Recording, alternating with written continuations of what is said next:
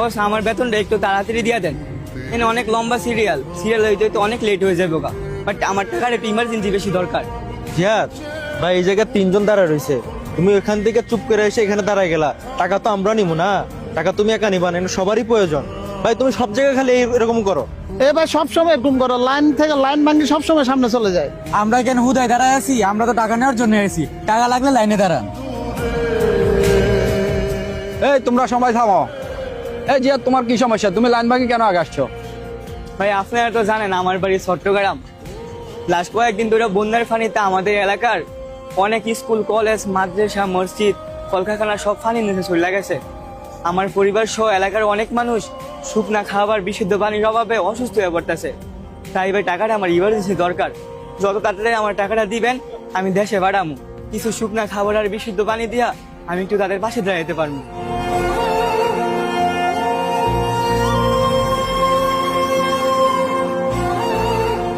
বস আমার বেতন হলো কি সামনের মাসের বেতন থেকে কিছু অ্যাডভান্স টাকা দেওয়া যাইবো?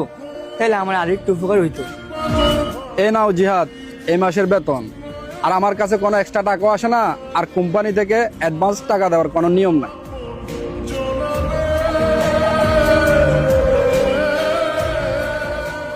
জিহাদ ভাই,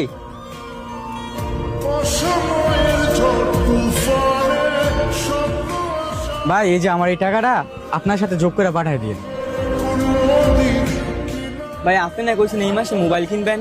ভাই যদি বাইসে থাকি আমি সামনের মাসে ফোন কিনতে পারবো, তবে আমার এই টাকাটা এখন আমার ফোনের থেকে বন্যায় ক্ষতিগ্রস্ত মানুষের জন্য বেশি জরুরি।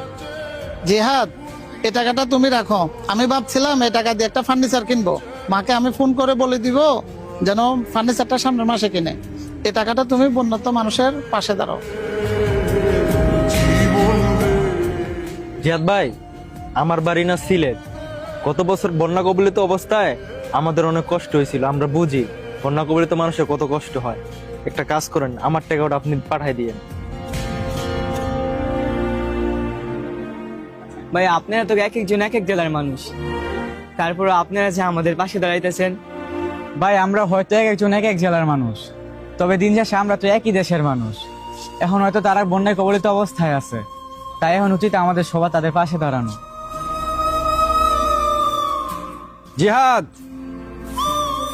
আমার তো কোম্পানি থেকে কোনো এক্সট্রা টাকা আসে না, আমার পকেটে কিছু টাকা আছে, এগুলো তুমি নাও, মানুষের পাশে দাঁড়াও।